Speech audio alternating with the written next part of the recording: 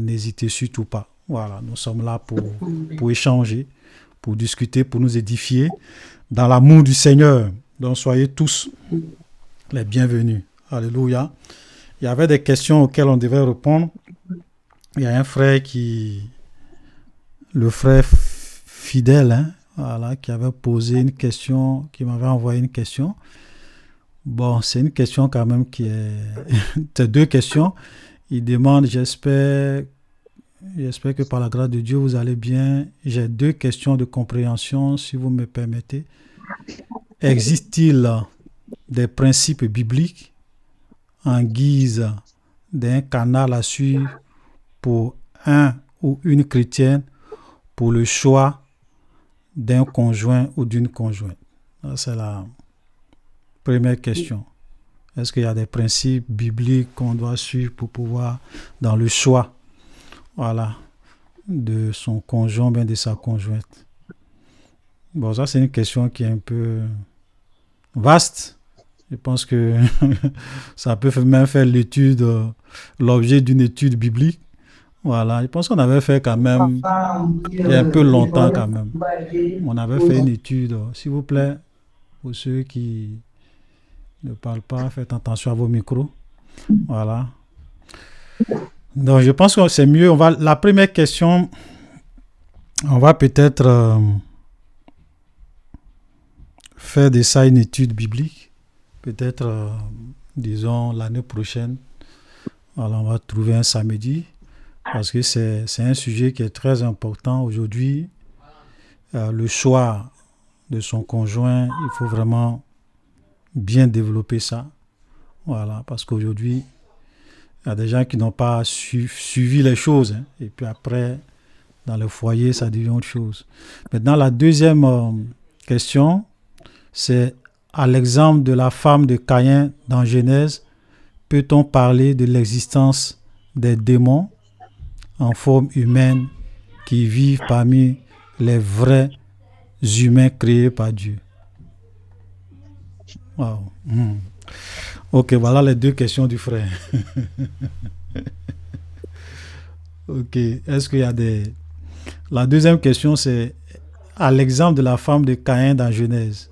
Bon, peut-on parler... Attends, je vais peut-être afficher ça pour que tout le monde puisse voir la question. Je vais...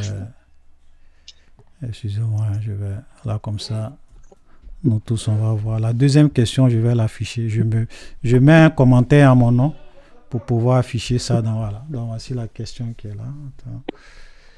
Si je peux bien agrandir ça.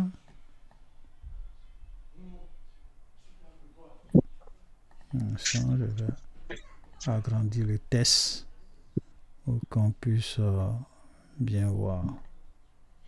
Okay. Voilà. Tout le monde voit? C'est bien visible. La question. Oui, c'est visible. Voilà. Donc ça, c'est la question de notre frère. On va répondre à cette question-là. Je ne vois pas ça sur mon écran. Hein. Tu vois pas ça? Je ne vois pas ça sur mon écran. Ah bon? Mais ça, c'est... Attends. Attends, Je vais... Vous voyez maintenant? Oui, en C'est tout cas, bien nous, on visible. voit. C'est C'est bien visible. visible. C'est le frère Djedje qui a un problème. Ah, c'est que peut-être tu as un Ah bon, problème. donc c'est que c'est moi mon... Parce que c'est l'image du doyen Amon qui apparaît, mais sinon... Ah, ok. Bon, c'est mon PC. Peut-être c'est ton PC. Bien sûr, peut-être tu te Ouais. déconnectes pour te connecter. Il Sinon, faut tout le cliquer monde sur la voit. vidéo du frère Olivier. Ouais, j'ai mis même en Le spotlight. Hein, donc, carré. tout le monde devrait me Tu cliques voir. dessus. Voilà, tout le monde devrait me voir. Ok. Voilà, si vous avez aussi des questions, vous pouvez les poser aussi dans les commentaires, on va y répondre. Donc moi, je me suis envoyé la question du frère, puis j'ai affiché. Voilà. Les micros, s'il vous plaît. Fermez les micros. Ok, je Les vais fermer micros, les oh là micros. là. Je vais fermer les micros. Ceux qui veulent parler, alors on va vous donner la parole et puis vous allez parler. Je ferme tous les micros. Voilà, donc c'est la question du frère qui est là. Donc, comme vous pouvez le lire, il dit à l'exemple de la femme de Caïn dans Genèse, peut-on parler de l'existence des démons en forme humaine qui vivent parmi les vrais êtres, les vrais humains créés par Dieu. Ok? Et ça, c'est souvent une croyance dans dans certains milieux, même chrétiens, hein, qui pensent que sur la terre, il y a des fils du diable, c'est-à-dire que des démons, voilà, qui sont parmi nous. Ce ne sont pas des vrais êtres humains, mais ce sont des démons qui sont en forme d'hommes. Mais en réalité, ce sont des démons. Donc des démons faits de chair, qui paraissent comme des hommes, mais en réalité, ce ne sont pas des hommes. Et il dit l'exemple de la femme de Caïn. Qui t'a dit que la femme de Caïn, c'était un démon? La femme de Caïn, ce n'est pas un démon. Voilà, c'est Voilà. ça. Donc d'abord, C'est ça c'est qui la m'étonnait un question peu, commence cette par question. une fausse compréhension. Parce que quand tu dis à l'exemple de la femme de Caïn dans Genèse, la femme de Caïn, Ouais. c'était un être humain, c'était pas même Caïn lui-même. Parce que pour certaines personnes, il y a des gens qui pensent que Caïn est l'enfant du diable. Je ne sais pas si vous avez entendu parler de la doctrine Si, de la si. semence du serpent. Oui, Voilà, oui, la doctrine de la semence du serpent. C'est-à-dire que vous avez ouais, ouais. des gens qui disent que le péché originel dans le jardin d'Éden, c'est pas un fruit que Adam et Ève ont mangé et que ce sont les rapports sexuels. Donc, la femme a couché avec le serpent. Et de cette Ouais. relation est né Caïn. C'est pour cela que la Bible dit que de ne pas ressembler à Caïn qui était du diable. Mm. Ok? Voilà. Et puis, ensuite, Abel, lui, c'est vraiment le fils biologique de Adam. Donc, il y a deux semences dans le monde. Il y a la semence du serpent, donc des hommes qui sont en réalité des démons ou bien des filles du diable en chair. Et puis, vous avez la semence des êtres humains qui sont, voilà, de la semence de Abel. Voilà, donc c'est un peu comme sur la terre, tu as deux semences, tu as deux postérités, la postérité du serpent et la postérité, voilà, de Adam. Voilà, c'est ça qu'on appelle la doctrine de la semence du serpent. Et ça, ce sont des doctrines démoniaques qui ont été souvent même enseignées par certains soi-disant prophètes tels que le William Branham. Quand vous allez souvent Non. chez certains Branhamistes, ils vont vous parler de cette doctrine. Et cette doctrine-là a été enseignée même par William Branham. Ok? Voilà. Donc ça fait que y a des gens qui pensent que dans le monde, tu as des gens qui sont des démons en forme humaine. Et puis tu as des vrais êtres humains qui sont vraiment à la descendance de l'homme. Ok? Voilà ce qui se passe. D'abord, c'est faux. Ce sont des mensonges du diable. Ok? D'abord, la femme de Caïn, c'était une personne humaine, c'était un être humain. Voilà, c'est vrai que la Bible ne nous donne pas son nom, mais lorsque nous lisons la parole de Dieu, nous voyons que lorsque les hommes n'étaient pas encore nombreux sur la terre, les gens pouvaient se marier entre eux. Marier leurs frères, leurs cousins, leurs cousines, beaucoup de choses. Dieu autorisait ça. Ok? Voilà, parce que c'était à une époque donnée où les gens n'étaient pas beaucoup. Donc, même Adam a eu des fils. Quand vous lisez la généalogie de Adam, on te dit que Adam a eu des fils et des filles. Voilà. Et les gens vivaient très longtemps, pendant des centaines et des centaines d'années. Donc, l'espérance de vie des hommes était très, très, très, très... Voilà, c'est pour cela que quand souvent des gens lisent la généalogie, Adam avait 800 ans, l'autre avait 900 ans, l'autre avait 500 ans, voilà. Donc, c'était des êtres humains. Donc, Caïn a certainement marié l'une de ses sœurs, voilà, avec qui il a eu des enfants. C'est pas avec des démons, c'est pas avec le diable. Voilà, donc tout ça sont des fausses doctrines. Amen.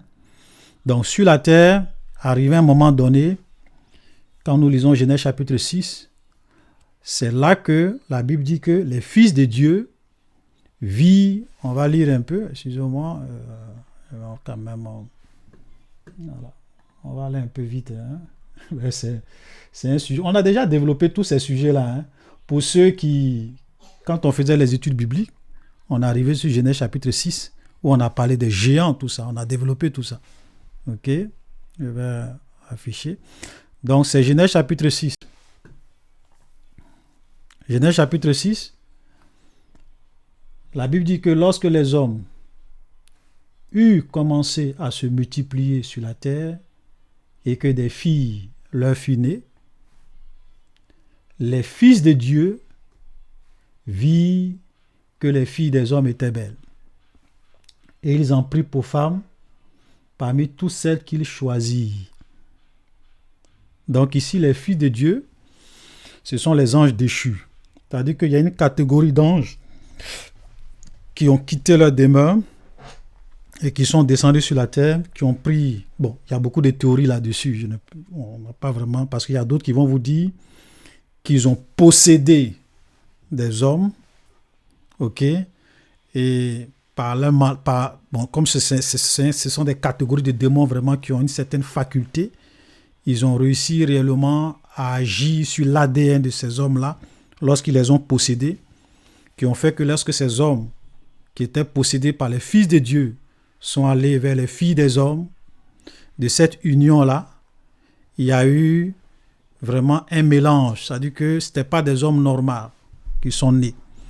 Il y a d'autres qui vont vous dire non, ce sont les fils de Dieu ont pris l'apparence des hommes, puisque les esprits ont le pouvoir de la métamorphose, de la transformation.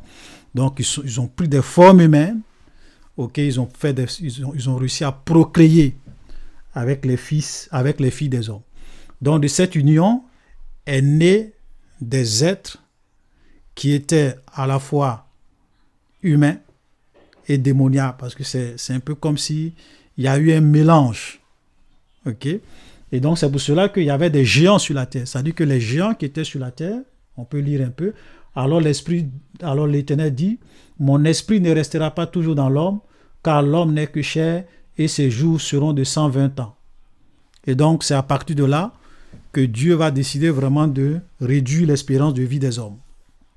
Ok, parce que Dieu a vu que le mal était trop sur la terre. Donc, les géants, regardez le verset 4, les géants étaient sur la terre en ces temps-là, après que les fils de Dieu furent venus vers les filles des hommes. Et qu'elle leur eut donné des enfants. Ce sont ces héros qui furent fameux dans l'Antiquité. Voilà. Donc quand vous lisez les mythologies, souvent grecques, on vous parle des hommes qui étaient comme des dieux, qui avaient des pouvoirs extraordinaires, pas mal de choses. Ça vient de Genèse chapitre 6. Ce sont ces héros qui furent fameux dans l'Antiquité. Mais le diable prend tout ça et il essaie de pervertir ça pour faire croire que non, il y a des dieux qui sont quittés sur la terre, qui sont venus sur la terre, et cela, les Zeus, pas mal de choses. Satan, c'est un menteur. Voilà, tout ça, c'est dans la Bible. Ce sont ces héros qui furent fameux dans l'Antiquité. Donc, si on avait toujours ces êtres hybrides là sur la terre, ils allaient être des géants, comme au temps de Noé. Des gens qui avaient des pouvoirs extraordinaires, qui avaient des capacités. Mais aujourd'hui, ça n'existe pas. Parce que l'une des raisons qui a fait que Dieu a détruit le temps de Noé, c'était à cause de la présence de ces êtres sur la terre. Ils avaient corrompu la terre et Dieu a détruit pour éradiquer cette race sur la terre. Pour ne pas que cette race-là n'existe encore sur la terre. Donc, quand le déluge est venu, que ça a rasé tous ces êtres, ils sont tous morts dans le déluge. Tous ceux qui sont venus après eux, ce sont les descendants de Noé et de ses enfants.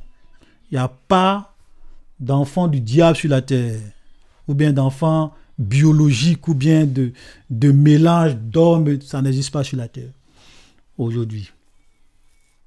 Donc tout ce qui vous parle des êtres humains, c'est du trash. Ok? Voilà, c'est du trash. Donc ça n'existe pas, parce que c'est l'une des raisons qui a fait que Dieu a détruit le monde de Noé. Et les démons qui avaient fait ça, et c'est pour cela qu'aujourd'hui le diable peut même, les démons ne peuvent plus s'amuser à faire ça, parce que Dieu les a enchaînés dans les abîmes.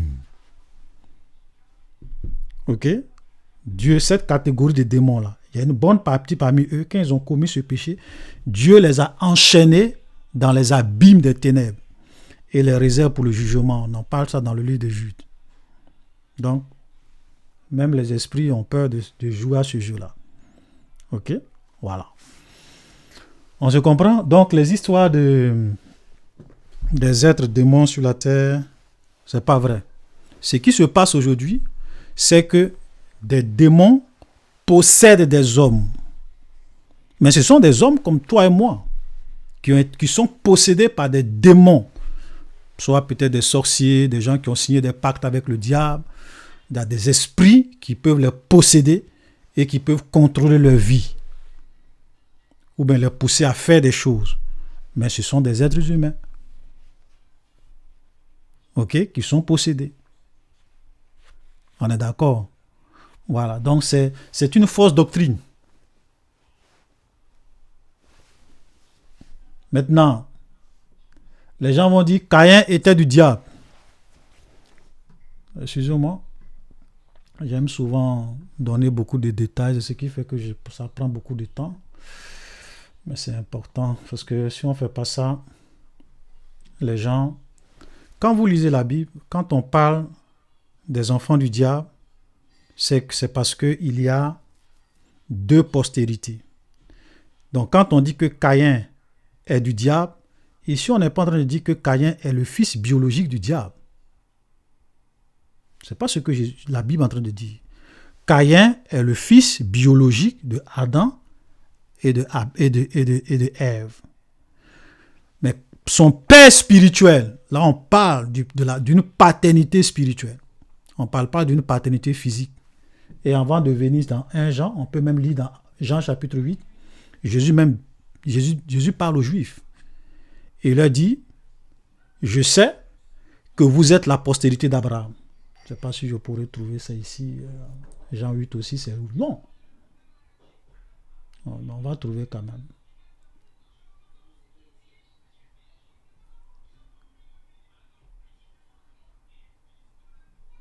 Regardez, ça c'est Jésus qui discute avec les Juifs. Et ils vont lui dire, notre père c'est Abraham. Donc les Juifs disent à Jésus, nous notre père là, notre père biologique, c'est Abraham. Et Jésus leur dit, si vous étiez enfant d'Abraham, vous ferez les œuvres d'Abraham. Mais maintenant vous cherchez à me faire mourir, moi qui vous ai dit la vérité que j'ai entendue de Dieu, cela Abraham ne l'a point fait. Vous faites les œuvres de votre père. Il lui dit, nous ne sommes pas des enfants illégitimes. Nous avons un seul Père, Dieu. Et Jésus leur dit, vous voyez, ils disent que Abraham est leur père. Quand ils disent que Abraham est leur père, ils sont en train de dire que Abraham est leur père biologique, c'est-à-dire qu'ils sont la descendance biologique d'Abraham. Maintenant, quand Jésus discute avec eux, il dit, non, nous ne sommes pas des enfants illégitimes, nous avons un seul Père, c'est Dieu. Mais quand ils disent que Dieu est leur Père, cela ne veut pas dire que Dieu allait prendre une femme pour faire, mais ça, ils sont en train de dire qu'ils sont les enfants spirituels de Dieu. Donc, deux paternités. Une paternité physique et une paternité spirituelle. Ici, on n'est pas en train de parler d'une paternité physique lorsqu'on parle du diable, lorsqu'on parle de Dieu. Mais regardez ce que Jésus va leur dire par la suite. Verset 44. Vous avez pour père le diable. Ça, c'est Jésus qui l'a dit ça. Vous avez pour père le diable. Mais avant même de leur dire qu'ils ont pour père le diable, je vais chercher la partie où il dit, je sais que vous êtes la postérité d'Abraham. Un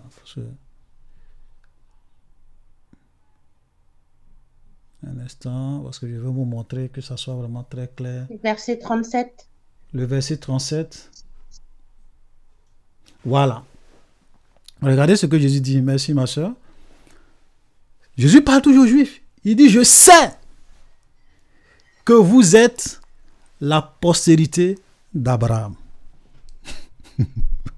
Donc, Jésus n'a pas nié le fait que Abraham est leur père. Ils sont de la descendance d'Abraham. C'est-à-dire qu'ils sont des enfants biologiques qui viennent de la descendance d'Abraham. C'est pour cela que Jésus dit que vous êtes la postérité d'Abraham. Mais en même temps que Jésus reconnaît qu'ils sont de la postérité d'Abraham, il leur dit au verset 44 que vous avez pour père le diable. Donc, ils ont combien de pères? Donc, il faut faire très attention. Quand on parle d'enfant du diable, on parle de ton père spirituel, de celui qui est ton père spirituellement, celui dont tu fais sa volonté. Donc, il y a des gens qui sont enfants de Dieu parce qu'ils sont nés de Dieu, ils font la volonté de Dieu, donc Dieu est leur père spirituel. Il y a d'autres aussi qui sont enfants du diable, pas qu'ils sont des enfants biologiques du diable, mais ils sont des enfants spirituels du diable, ils font la volonté de Satan. Ok? C'est pour cela que 1 Jean, chapitre 3, le verset 7, nous dit, au verset 8, il dit, celui qui pêche est du diable. Parce que souvent, il y a des gens qui disent, oui, la Bible dit Adam et Caïn qui étaient du diable. Mais ce n'est pas Caïn seulement qui est du diable, parce que la Bible dit que celui qui pêche est du diable. C'est-à-dire que celui qui pêche est un enfant du diable. Dans quel sens? Un enfant spirituel du diable, pas un enfant biologique du diable. Personne n'est enfant biologique du diable. Nous tous, nous avons une mère, on a un père, on est venu dans ce monde, mais nous avons une appartenance aussi spirituelle. Soit tu es enfant de Dieu, soit tu es enfant du diable. Ok, celui qui pêche est du diable, car le diable pêche dès le commencement. Le Fils de Dieu est apparu afin de détruire les œuvres du diable. Quiconque est né de Dieu, vous voyez, donc il y a des gens qui sont nés du diable spirituellement, parce qu'ils font la volonté du diable. Il y a des gens aussi qui sont nés de Dieu, nés de nouveau, enfants de Dieu. Ils ont pour père spirituel Dieu. Ils ne pratiquent pas le péché parce que la semence de Dieu demeure en lui. Il ne peut pécher parce qu'il est né de Dieu. Et le verset 10 te dit, c'est par là que se font reconnaître les enfants de quoi? Les enfants de Dieu et les enfants du diable. Amen. Enfants spirituels de Dieu, nés de Dieu, enfants de Dieu. Mais aussi, dans le monde, il y a des enfants du diable. Mais pas des enfants biologiques, mais des enfants spirituels du diable. Amen. Voilà. Donc, pour répondre à la question de notre frère, je dirais simplement qu'il n'y a pas d'enfant biologique de Satan ou du diable sur la terre. Amen. Voilà. Amen. Donc, que ça soit clair dans l'esprit des gens. Donc, toutes ces fausses doctrines, oui, ne croyez même pas en ça.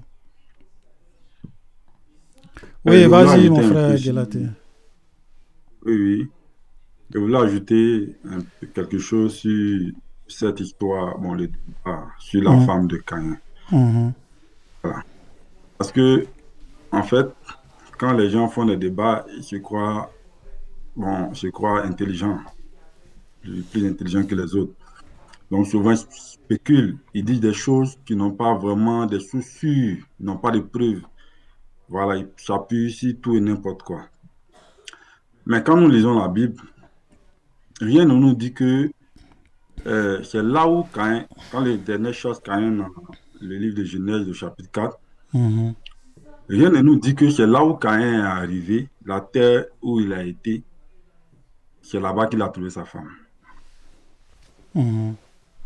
Voilà. Qu'est-ce qui prouve que Caïn n'était pas déjà marié avant de quitter? Vous voyez, parce que la Bible nous dit que Adam et Ève ont conçu d'abord Caïn, après Abel. Et la Bible nous dit, au bout de quelque temps, vous voyez. Donc, quand on parle au bout de quelque temps, rien n'est précis. Voilà. Ça peut être 40 ans, ça peut être 50 ans, ça peut être 30 ans, parce que les gens d'avant vivaient vraiment longtemps. Peut-être ils avaient déjà les femmes. L'autre avait sa femme avec qui il partait cultiver le sol. Mhm. L'autre avait sa femme avec qui il partait avec ses animaux. Voilà. En ce moment, la Bible ne mentionnait pas trop les femmes et tout. Donc, ça peut être avant ou après. Rien ne nous dit quelque chose de vraiment concret sur lequel on peut s'appuyer pour vraiment faire des débats. Ouais. Vous voyez. Mais une chose est sûre, et c'est ce que le frère Olivier a dit, c'est que avant, les gens pouvaient se marier entre eux. Voilà. Les gens pouvaient se marier entre eux. Si Ève a été ôtée de Adam, Mhm. c'est une partie de lui. Donc, Adam a marié une partie de lui. Je crois qu'il n'y a rien de mal à marier quelqu'un qui, je veux dire, n'est même pas une partie de moi, mais avec qui on a le même sang. Vous voyez, donc, je veux dire que c'est tout ça que je voulais apporter pour dire que vraiment, il y a D'accord. des débats dans lesquels, Ouais. vraiment, quand on veut rentrer, si on veut s'appuyer sur la Bible, c'est-à-dire que les autres vont donner leurs arguments. En Nous, fait, on c'est va ça. donner C'est-à-dire que nos arguments. les Et gens ça ne sera s'appuient pas fondé, souvent, en fait. sur les Voilà. non-dits, comme le frère le dit de la Bible, pour pouvoir faire des spéculations.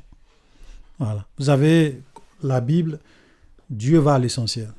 Il n'est pas là pour nous donner tous les détails, il va à l'essentiel. Ce qui est important pour nous, il nous donne. Maintenant, il y a des choses que Dieu ne rentre pas dans les détails, comme le frère le dit là.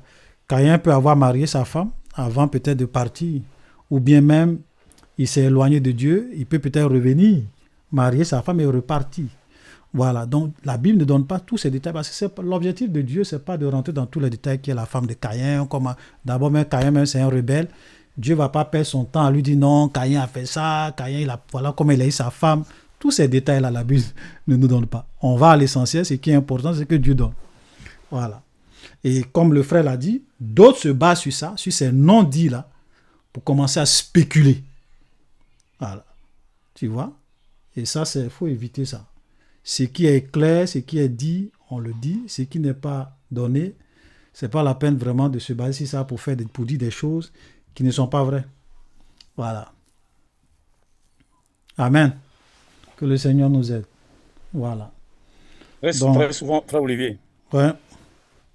oui, excusez-moi, très souvent, je voudrais juste dire que très souvent, vous savez, le diable, et ça encore, c'est l'une des ruses du diable. Le diable entraîne les chrétiens dans les débats qui n'ont rien à voir véritablement avec la Inutilement. saine doctrine. Ça, c'est l'une des ruses du diable. Entraîner des gens sur des points non doctrinaux, c'est-à-dire des points qui n'ont rien à voir avec le salut. Caïn s'est marié avant de quitter Manchin, il est revenu après, il s'est marié, Qu'est-ce il que a ça nous marié apporte, enfant de hein? son frère ou enfant de sa soeur, il a marié quoi. En quoi est-ce que c'est un point doctrinal? Mhm. Voilà. Là, c'est la Et nous, les curiosité. chrétiens, nous devons aussi faire très attention à ne pas rentrer dans ces discussions, mais vraiment inutiles. Des discussions qui n'ont rien à voir avec le salut. Mhm. Voilà. Quand il y a des débats, mes frères, mes soeurs, quand il y a des débats qui n'ont rien à voir avec le salut, bon, c'est vrai que certaines personnes peuvent demander des choses pour comprendre certaines choses, certains aspects de la Bible. Donc, d'accord. Mais quand il y a des débats qui n'ont rien à voir avec le salut, si les gens veulent en faire des doctrines ou bien quoi, ce n'est même pas la peine de se mettre dans ces débats parce que c'est une perte de temps. Il y a Ah. tellement de fausses choses. Récemment, il y a eu ce débat sur la couleur de Jésus. Jésus est africain. Bon, attendez, Et ça, franchement, c'est si vraiment Jésus est triste. né, moi dans mon village là-haut, ça sert à quoi? Qu'il soit né dans le village du frère Guélaté ou dans le village du frère Olivier, qu'il soit né en Chine, qu'il soit Ah. né Qu'il chez soit la sœur blanc, qu'il soit Nadia, ou noir, bien quoi? Voilà. qu'est-ce que Et ça change? où est le débat? Où est le débat? Est-ce que c'est un débat doctrinal? Est-ce que c'est un point doctrinal? J'ai vu Mhm. des pasteurs en faire des débats. Mais ça mène où? Ça mène où? Jésus est noir, Jésus est jaune, Jésus est machin. Une chose est sûre, quelle que soit sa couleur, il a donné sa vie à la croix pour sauver le monde. Et Point. quiconque croit en lui et qui fait sa volonté à la vie éternelle.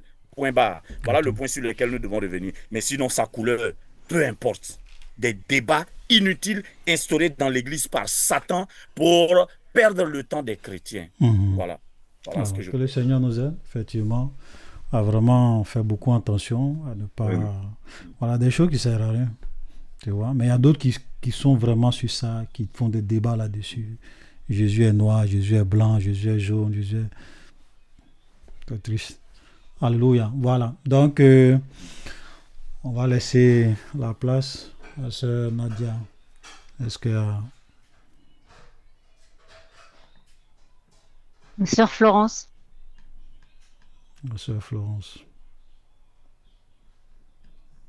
Bonsoir, Bonsoir. la famille. Bonsoir. Bonsoir. Frère Olivier, moi je veux savoir quelque chose. Bon, nous en tant que chrétiens, bon, moi en tant que chrétienne, je me dis que je suis supérieure aux autres par rapport aux autres religions, par rapport à la prière, par rapport à la protection, par rapport à la vie et tout. Maintenant, j'écoutais une dame qui a dit que c'est une sorcière. Elle dit qu'elle est sorcière et que lorsqu'elle veut attaquer les chrétiens, elle dit que quand elle voit les chrétiens, les musulmans, elle a plus une facilité à attaquer les chrétiens plus que les musulmans. Elle n'arrive pas à attaquer les musulmans. Donc, je me suis posé la question, comment elle peut dire ça? C'est pour ça que je vais poser la question pour savoir, est-ce que leur sourate qu'ils récitent est plus fort que nous, nos prières que nous faisons? C'est une question que je me suis posée lorsqu'elle a parlé en disant qu'elle est une sorcière et qu'elle a une facilité plus à nous atteindre qu'atteindre les musulmans. Maintenant, ma deuxième question, vous avez dit, j'ai écouté une de vos vidéos, vous avez parlé de Dieu avant que les lois n'arrivent. Dieu avait déjà mis dans nos cœurs des lois. C'est-à-dire que nous sommes nés avec le bon sens que Dieu a mis dans nos cœurs.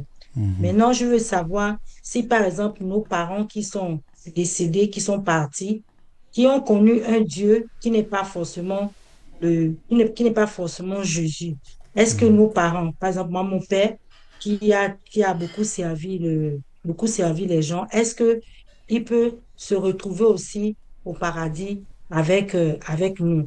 Parce qu'il n'a pas connu Jésus, il a fait à sa manière les choses. Et vous voyez un peu ce que je veux savoir, est-ce qu'il pourra un jour se retrouver avec nous au paradis? C'était mes deux questions, ça. Merci. Ok. Bon, frère Guéhin, frère Guélaté, je ne sais pas si vous voulez répondre à la première question. La sorcière qui dit qu'elle a plus de facilité qu'elle n'arrive pas à combattre les musulmans.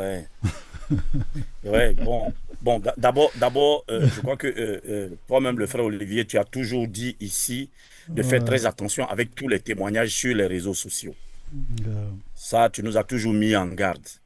Les gens qui viennent, qui disent, par exemple, je suis allé au ciel, je suis mort, je suis allé au ciel, j'ai vu ceci, j'ai vu cela, tout et tout et tout. Tu nous as toujours dit, et c'est vrai, de faire très attention avec tous les témoignages. Il y a aussi des témoignages, beaucoup de témoignages de ces personnes-là qui disent qu'elles sont sorcières, que ce soit hommes-femmes, elles sont sorcières, ils sont sorciers, quand ils veulent attaquer un tel, voilà ce qui se passe, tout et tout et tout. D'abord, si cette femme-là dit que elle, en tant que sorcière, elle a du mal à attaquer comment on appelle, les musulmans, et que nous les chrétiens, elle a beaucoup plus de facilité à attaquer le chrétien. Bon, d'abord, je veux prendre le cas du chrétien. Si une sorcière ou un sorcier a beaucoup plus de facilité à attaquer, comment on appelle, un chrétien, c'est parce que tout simplement, je commence par les chrétiens, c'est parce que tout simplement ce chrétien-là ne vit pas dans la sanctification. Ça, c'est clair. Parce qu'il y a aussi des témoignages de certains sorciers qui disent aussi, et là, moi, je crois à ces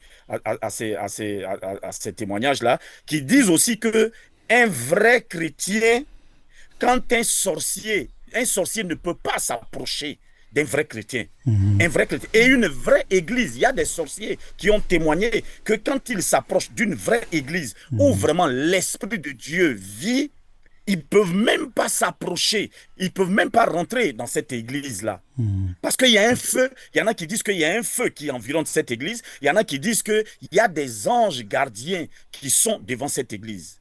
Et il y a des sorciers qui disent que quand ils s'approchent d'un sorcier, soit pardon, quand il s'approche d'un chrétien qui vit vraiment dans la sanctification, soit ce chrétien-là, il est enveloppé d'un feu, soit ce chrétien-là est véritablement accompagné d'un ange. Il y a des gens qui ont fait ce témoignage-là. Il y a des sorciers qui ont fait ce témoignage-là. De vrais chrétiens, hein? Et ils ont dit en même temps que les églises où vraiment c'est du blablabla, c'est du pipeau, c'est le Saint-Esprit n'est pas là, ils entrent facilement dans ces églises, ils font ce qu'ils veulent et ils sortent. Et ces chrétiens aussi qui portent juste le nom de chrétiens, ils peuvent s'amuser avec leur vie comme ils veulent. Ça, ce sont des témoignages des sorciers. Mais le véritable chrétien qui vit dans la sanctification, les sorciers disent, eux qui témoignent, ils disent qu'ils ne peuvent pas. Ils peuvent tenter de les attaquer, mais ils ne réussiront jamais. Voilà. Donc, si cette sorcière-là, elle dit qu'elle a la possibilité de toucher facilement des chrétiens, laisse-moi te dire, ma soeur, les chrétiens qu'elle touche là, c'est que ce sont des chrétiens qui ne vivent pas dans l'obéissance à la parole de Dieu. Il faut qu'on soit clair là-dessus. Il faut qu'on soit clair. Cela, si une sorcière, un sorcier peut attaquer un chrétien qui vit véritablement dans la sanctification, son rôle, c'est d'attaquer, il va attaquer, il n'y a pas de problème. Mais il sera toujours dans la défaite face à un chrétien qui vit dans la sanctification, face à un chrétien qui vit dans la vérité. Le sorcier va attaquer, mais il sera toujours dans la défaite. C'est clair. Voilà. Ça, maintenant, quand elle dit que quand elle s'en va attaquer les musulmans, elle n'arrive pas. Bon, je ne suis pas musulman, oh, mais moi, je sais que le musulman n'est pas dans la vérité. Voilà. Il n'est pas dans la... Peut-être qu'ils sont dans le même camp. Voilà, c'est entre eux. Voilà, donc, voilà, donc peut-être que, bon, voilà, c'est entre eux. Mais sinon, mon frère, ma soeur, cette sorcière-là, si elle a eu à attaquer des chrétiens et qu'elle a eu à les avoir, il faut poser la question, est-ce que ces chrétiens-là, ils ont juste le titre de chrétien ou bien ils vivent véritablement dans la sanctification? Moi, Djégué, la Bible dit, la parole de Dieu là, quelqu'un qui vit la crainte de Dieu, excusez-moi, ma Bible est vieille, hein, toutes les couvertures sont quittées, voilà. Voilà. Un chrétien qui vit dans la sanctification, qui vit dans l'obéissance à la parole de Dieu. Moi, Didier, je me lève, je m'en vais dans mon village, je reviens. Il n'y a rien. Il n'y a rien. Amen. Il n'y a rien. Aucun sorcier ne peut me faire quoi que ce soit. Je ne dis pas que je suis 3 fois saint. Je ne dis pas ça, mais je sais en qui j'ai cru. Je me lève, je m'en vais dans mon village. Je reviens, il n'y a rien. Je me lève, aucun sorcier ne peut me faire quoi que ce soit. Et je dis toujours à mes proches, le jour que moi, Didier, je quitte cette terre des hommes, ce n'est pas un sorcier qui m'a tué, c'est parce que mon temps est arrivé. C'est clair. C'est parce que mon temps est arrivé. Alors donc, si quelqu'un, un sorcier réussit à avoir un chrétien, il faut se poser la question, ce chrétien-là, il n'est pas chrétien. Il a le nom de chrétien, mais il n'est pas chrétien. C'est tout. Amen. Voilà, bon. Merci beaucoup, frère Olivier. Je pense que, frère Djidji, je pense que frère Djidji a dit l'essentiel. Mais déjà, nous retenons que la Bible dit Satan n'attaque pas Satan. Je crois qu'il y a une sœur La sœur qui a écrit ça. Aminata Kakou qui a écrit ça. Voilà. La sœur Satan n'attaque pas Satan. Alléluia. Voilà. Donc, le diable n'attaque pas le diable. C'est vrai que peut-être mes amis musulmans, mes collègues, quand ils vont voir cette vidéo, peut-être ils vont me détester. Mais c'est la vérité. Voilà. Donc, elle est en train de militer pour maintenir les musulmans dans la forfaiture, dans le camp du diable. C'est son travail, voilà, et nous sommes d'accord avec. Voilà. Tu sais, ma soeur, la Bible nous dit dans je crois, Nombre 23, le verset 23. Si je crois que voilà. Ouais, Nombre 23, Et verset 23. la Bible dit, Ouais. l'enchantement ne peut rien contre Jacob, ni la divination contre Israël. Mhm. Alléluia. Amen. Si nous sommes d'accord que nous sommes Israël, je veux dire que Israël spirituel, nous avons été greffés, donc nous, tout ce qui concerne Israël nous concerne sur le plan spirituel. Mhm. Alléluia. Bon, le sorcier, qu'est-ce qu'il fait? C'est l'enchantement. Le sorcier, c'est la divination. Ouais. Voilà. Donc, quand tu as ce verset-là dans ton esprit, quand tu as ce verset-là écrit sur le tableau de ton cœur, face à de tels propos, tu ne peux, c'est-à-dire que tu ne peux que rejeter ce qu'elle a dit, sans même douter ou bien sans même t'inquiéter de ce que... Voilà, c'est pas possible. Ouais. C'est pas possible. C'est impossible, en fait. Bien sûr. Qu'un sorcier attaque. Et là, je ne vais pas revenir sur ce que Jésus a dit. Je veux m'appuyer sur le véritable chrétien que nous sommes. Le sorcier ne peut rien contre nous. Amen. Alléluia. Voilà. Donc, vraiment, ma soeur ne t'inquiète pas pour ce qu'elle a dit et ne faites pas attention à ce qu'elle a dit. Voilà. Et puis, faites attention aussi à ce que vous écoutez. Si vous sentez que certaines paroles peuvent vraiment déranger votre foi, voilà. Moi, si j'écoute ce genre de trucs, je me mets à rire. Ouais. Voilà. Je ne veux même pas m'inquiéter parce que j'ai vécu des expériences où des gens sont venus m'envoûter, où des gens sont venus mettre des choses devant ma cour. J'ai pris le verre, j'ai balayé. Oh, le Et micro. jusqu'à ce jour, je vis, je me porte bien, ma famille se porte bien. On n'a Amen. pas de problème. Parce que je sais en qui j'ai cru. Les micros. Je vais fermer le super. micro. Vas-y. J'ai plus peur même des choses physiques. C'est-à-dire que quand quelqu'un peut-être a une arme, a un couteau, j'ai plus peur de ça même que les choses spirituelles. Amen. Ouais. Parce que là, je sais que le Seigneur veille sur moi. La Bible dit que l'ange de l'Éternel campe autour de Autour de ceux ceux qui qui le le craignent. craignent. Amen. Et les Amen. arrache Psaume du 34, danger. 8. Donc, Mm. voilà. Je laisse le Seigneur faire son travail.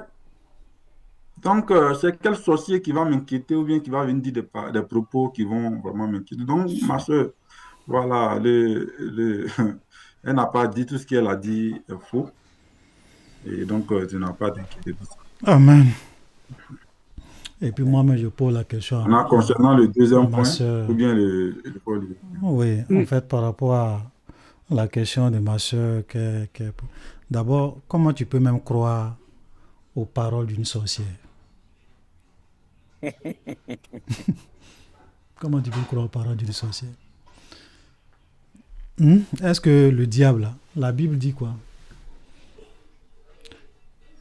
La Bible nous dit dans ceci, dans Jean chapitre 8, je vais afficher le verset. Là, c'est Jésus qui parle aux Juifs, il dit, vous avez pour père le diable, et vous voulez accomplir les désirs de votre père. Il a été meurtrier dès le commencement. Il ne se tient pas dans la vérité. Il ne se tient pas dans la vérité parce qu'il n'y a pas de vérité en lui. Lorsqu'il profère le mensonge, il parle de son propre fond, car il est menteur et le père du mensonge. Donc, comment tu peux croire en quelqu'un dont son père est le père du mensonge? C'est pour cela que moi, quelqu'un qui n'est pas converti, quelqu'un qui n'a pas Jésus, il ne sait pas qu'est-ce qu'il va dire, et puis moi je vais croire en ça. Puis de surcroît, une sorcière. Tu veux que une sorcière qui travaille pour le diable vienne te dire, ah vraiment, les chrétiens sont puissants, ils ont l'esprit de Dieu en eux, quand je voulais les attaquer. Si elle dit ça, ce que Satan va lui montrer la nuit là, elle va regretter. Satan va venir la voir pour lui dire, toi tu travailles pour mon royaume, tu es mon enfant, et tu parles de la puissance de mon ennemi. Donc quand tu vas aller parler quand tu vas aller parler sur les réseaux sociaux là, faut dire que même les musulmans, oh là là, qui a son micro ouvert? Qui a son micro ouvert là? Ne m'énervez pas matin là, pardonnez. Il n'arrive pas à C'est la sœur Christelle. C'est la sœur Christelle. Je m'énerve Elle pas vient de vite, mais terminer. ne faites pas ça. Elle n'a pas fait attention. Ok.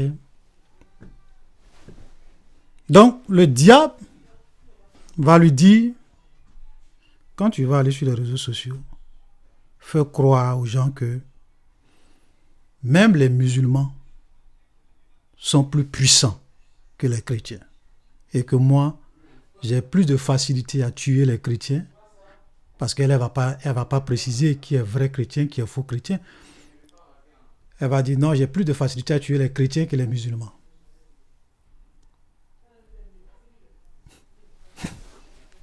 Non. On est dans une guerre. Toi, tu penses que moi, je suis en train de faire l'œuvre du diable. Je vais venir combattre Satan. Je vais venir montrer que le royaume de Satan est faible. C'est pour cela que souvent je dis, et je vous le dis, je ne sais pas pourquoi. Vous pouvez aller vous arrêter devant des... Excusez-moi, bon, c'est vrai que souvent par curiosité on écoute des choses, mais comment tu peux même aller écouter une sorcière et croire en ce qu'elle te dit? Comment? Comment? Bon, moi, si moi je suis un serviteur du diable, excusez-moi, je parle, ça fait un peu rire. Si moi je suis un serviteur du diable, un sorcier, un mystique, un franc-maçon, tu penses que moi je vais venir rendre témoignage pour dire Jésus est puissant? Mais Satan va me botter. Il va me... peut-être même il va me tuer. Et même souvent dans leur loge occulte, il y a des interdits. Il y a des choses, tu ne peux pas venir parler mal du royaume de Satan.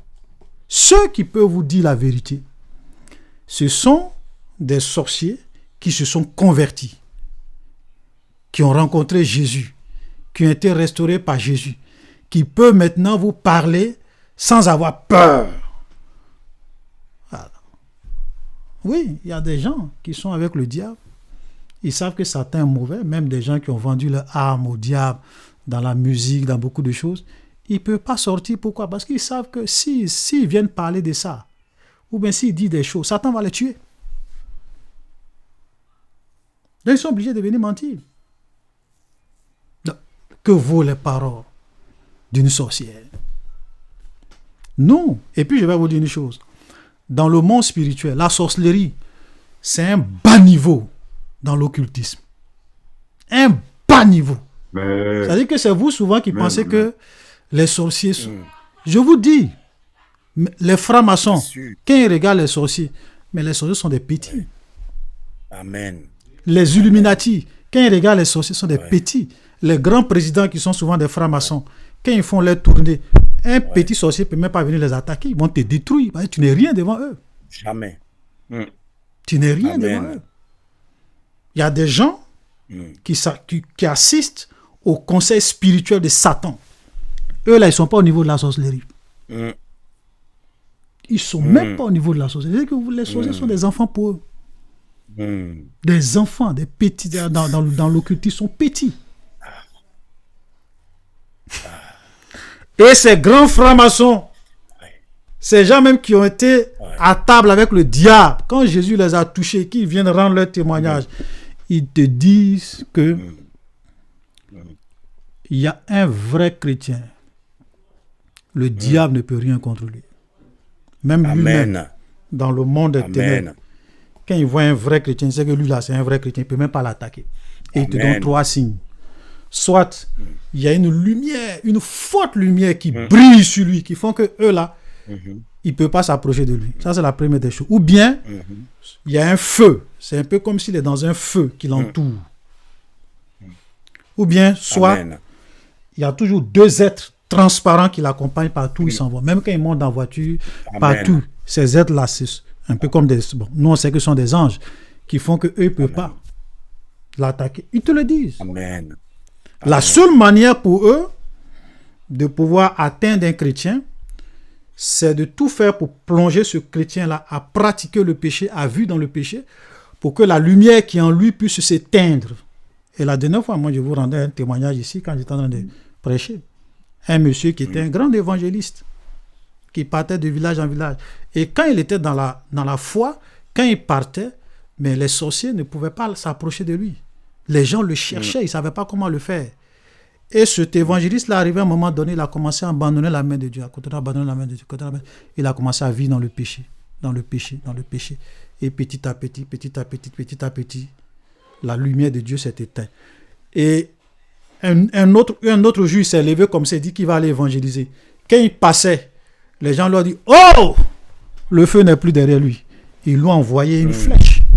Ça l'a atteint, il est mort. Les gens l'ont tué mystiquement. Mais il te dit que quand ce monsieur était dans la victoire, eux, ils ne pouvaient pas l'atteindre. Donc comment un sorcier va venir te dire que j'ai plus de facilité à attaquer? C'est une menteuse, cette femme. Vraie menteuse, mon frère. Une menteuse. Non, on ne fait même pas... Moi, ce genre de témoignages, ça m'impressionne guère. Parce que j'ai tellement j'ai entendu tellement de témoignages, des témoignages authentiques, des vrais sorciers, des vrais mystiques qui se sont convertis. Quand ils te disent combien de fois... Il y a d'autres mecs qui vont te dire les êtres les plus protégés sur la terre ici, ce sont les vrais chrétiens. Sur le plan spirituel, ça veut dire que tu peux les persécuter, tu peux leur créer des problèmes physiquement, mais spirituellement, tu ne peux jamais les atteindre. Jamais. Et la Bible est claire. Celui qui est en nous est plus fort que celui qui est dans le monde. Aucun sorcier ne peut atteindre un véritable enfant de Dieu. C'est impossible. Et le frère Guélaté l'a lu tout à l'heure. Nombre 23, le verset 23. L'enchantement ne peut rien contre Jacob, ni la divination contre Israël.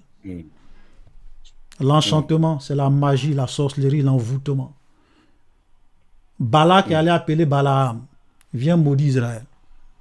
Balaam arrive. Israël même ne savait même pas qu'ils sont allés appeler quelqu'un. Toi-même, tu es là, tu dors dans ta maison, tu ne sais même pas que sorcier vient t'attaquer. Balaam arrive. Il dit, ce peuple, on ne peut pas le maudire. On ne peut pas. L'enchantement ne peut rien contre eux. La divination ne peut rien contre eux.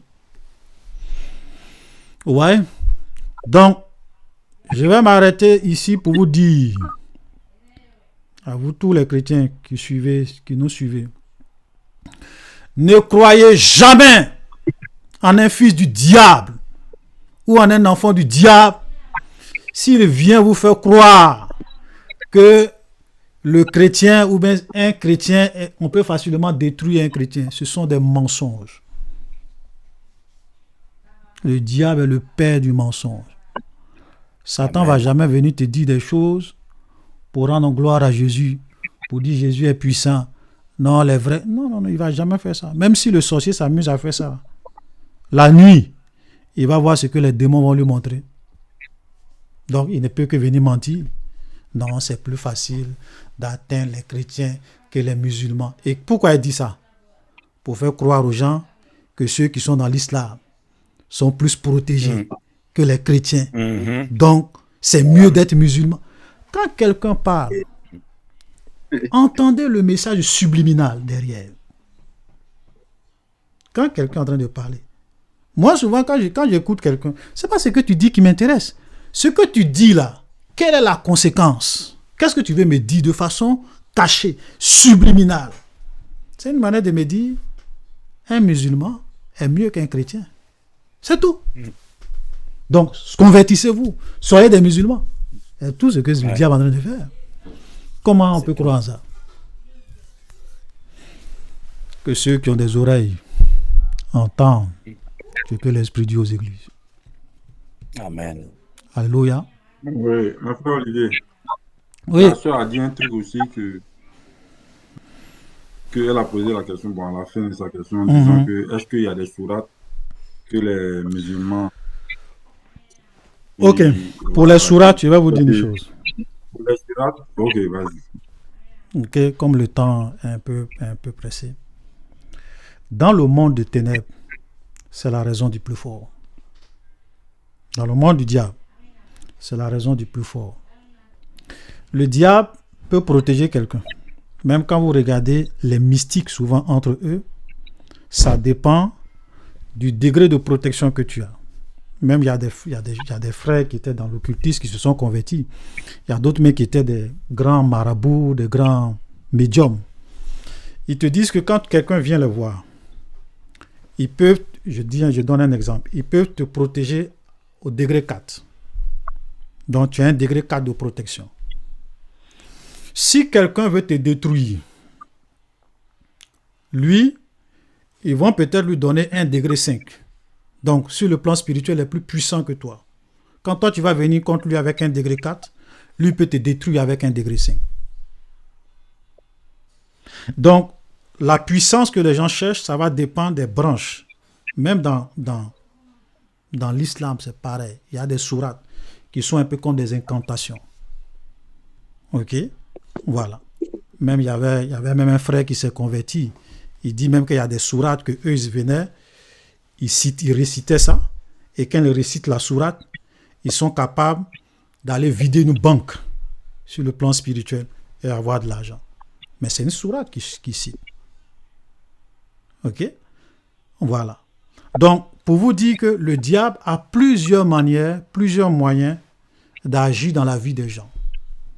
Ne vous laissez même pas impressionner par ça, par les histoires de sourates. Même vous allez même souvent dans l'occultisme, il y a des gens qui vont te dire faut citer tel nombre de fois tel psaume. Dieu n'a jamais dit faut citer tel nombre de fois tel psaume pour qu'un miracle apparaisse. Et quand tu fais ça, ce que tu ne sais pas, c'est que il y a des esprits, parce que le diable, il aime souvent les règles. Il sait que si tu cites telle sorte de choses 99 fois, tu es en train de l'invoquer. Ok? C'est pour cela qu'on doit faire beaucoup attention. Dieu n'est pas dans les mantras. Il n'est pas dans les incantations. Tu vas me dire c'est la Bible. Mais je dis toujours aux gens, je dis même le diable connaît la Bible. Satan cite la Bible. Il n'a pas peur de citer un verset. Donc, faisons beaucoup attention. Il y a des incantations que les gens font. Ils pensent que ce sont des prières. Ce sont des incantations que vous êtes en train de faire. Des invocations. Il y a d'autres qui vont utiliser le Coran. Il y a d'autres qui vont utiliser des formules. Ils ont même souvent des livres de magie. On leur dit, tu cites telle parole 10 fois, 20 fois, 15 fois. Voilà telle chose qui arrive. Voilà. Donc, tout ça, c'est démoniaque. C'est démoniaque. C'est le diable qui est derrière.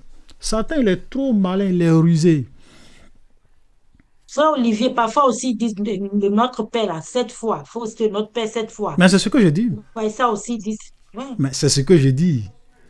C'est ce que je dis. Parce que si tu viens, tu dis notre Père 7 fois. Vous savez, j'écoutais un serviteur de Dieu qui dit Satan est tellement malin que les noms de certains anges de Dieu, il a donné ces mêmes noms à ces démons. Donc quand toi, peut-être, tu es en train de dire, comme les gens aujourd'hui sont en train d'initier beaucoup de personnes dans l'occultisme, oui, il faut invoquer l'archange Michel, archange Michel. Mais c'est un démon que tu es en train d'invoquer parce qu'il y a un démon aussi dans le camp du diable qui s'appelle l'archange Michel. Parce que Dieu ne t'a jamais dit d'invoquer un ange. Amen. Dieu n'a...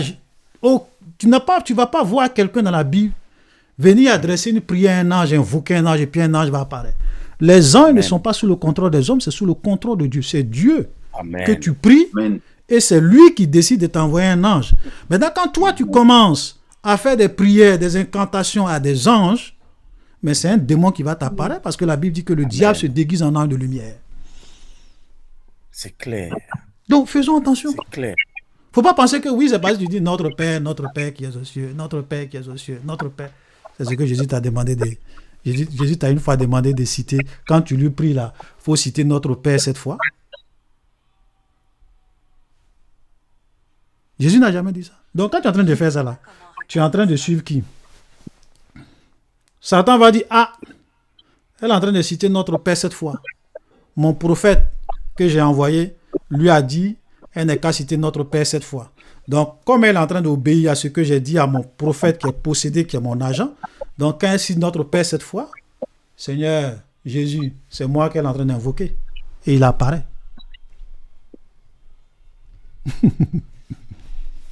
Faites attention.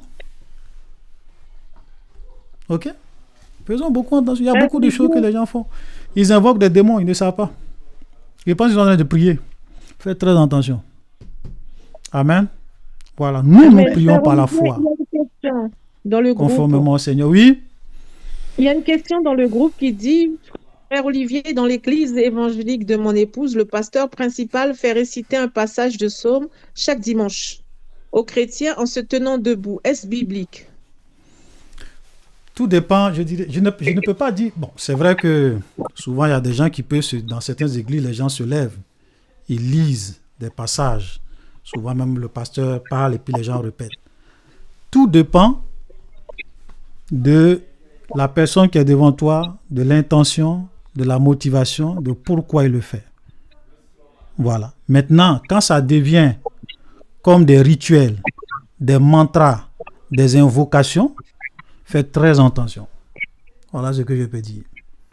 Sinon, il n'y a rien de mal à lire un psaume le dimanche et puis nous tous on lit ça ensemble le dimanche, il n'y a rien de mal. Mais faites très attention. Parce qu'il y a des gens aujourd'hui qui sont allés plus loin. Quand tu pries, il faut prier au nom du Dieu de mon prophète. Ok? Au nom du Dieu de mon prophète.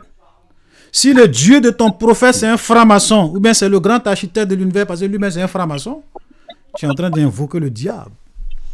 Et ce sont des techniques que les gens utilisent aujourd'hui, où des gens prient au nom du Dieu de leur prophète, ils invoquent des démons dans leur maison, ils pensent qu'ils sont en train de prier le Dieu d'Abraham, le Dieu d'Isaac, le Dieu de Jacob. Satan. Ça, j'ai entendu ce genre de prière-là, frère Olivier. Il est très intime. Oui. Voilà. Au nom du Dieu oui. Voilà. De mon pasteur. Voilà. Mais oui, oh là là. Au nom du Dieu de ton pasteur. Le Dieu de ton pasteur, là, c'est pas ton Dieu. Toi, tu ne peux pas prier au nom de toi, ton Dieu. C'est au nom du Dieu de quelqu'un. Ouais. Hein? Quand Jésus dit à ses disciples, il dit, quand tout ce que vous demanderez en mon nom. Est-ce qu'il t'a dit tout ce que vous demanderez au nom du Dieu de l'apôtre Paul? Est-ce qu'il a dit? Je ne sais pas pourquoi les gens... Si moi je suis un franc-maçon et que je viens là, je dis, bon, les frères, quand vous priez désormais, dites au nom du Dieu du frère Olivier. Mais si je suis un franc-maçon, mon Dieu c'est le grand architecte de l'univers. Donc quand tu es en train de prier au nom du Dieu du frère Olivier, tu es en train de prier le grand architecte de l'univers qui est le diable. Pourquoi tu te compliques la vie? Tu ne peux pas prier Seigneur Jésus, au nom de Jésus. Amen. Vous voulez toujours, on veut toujours mettre des intermédiaires entre Dieu et les enfants. Hein? Comme aujourd'hui on a des pasteurs. Non, toi, faut venir voir ton prophète pour que ton prophète puisse prier Dieu pour toi.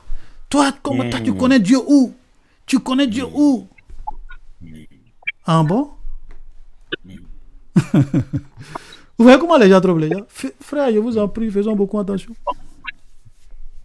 La Bible n'est pas compliquée. Dieu n'est pas compliqué.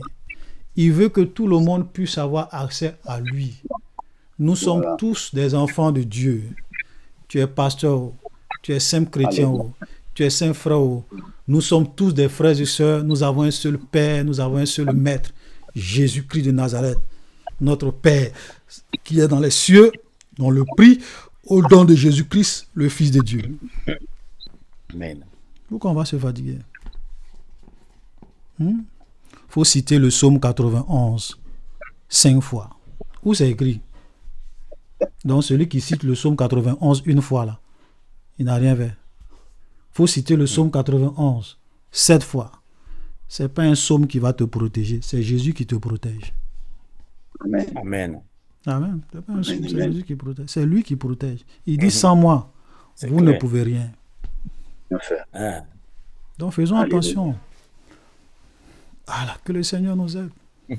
Il est l'heure, excusez-nous, on a débordé un peu de 10 minutes, mais c'était important parce qu'il y a tellement de fausseté, de mensonges aujourd'hui. Les gens trompent beaucoup de gens. Les gens sont dans les pratiques occultes. Ils sont souvent sincères. Quand vous écoutez des gens, ils sont sincères. Mais laisse-moi te dire, dans le monde spirituel, on s'en fout de l'ignorance. On s'en fout de l'ignorance. La Bible même dit que mon peuple périt parce qu'il lui manque la connaissance. D'ailleurs, tu n'as pas la connaissance. Le diable va te détruire. Il va te séduire. C'est cela qu'on doit faire beaucoup attention. Être dans la simplicité. Quand vous allez dans des endroits où on complique les choses, il faut faire ça, il faut faire ça, il faut faire ça. Faites très attention. Dieu n'est pas compliqué, il est simple. Il n'est pas dans les formules magiques, dans les tournures compliquées, non. Que le Seigneur nous aide. Ok, nous allons nous arrêter là pour aujourd'hui et nous allons passer à notre culte. Je vais laisser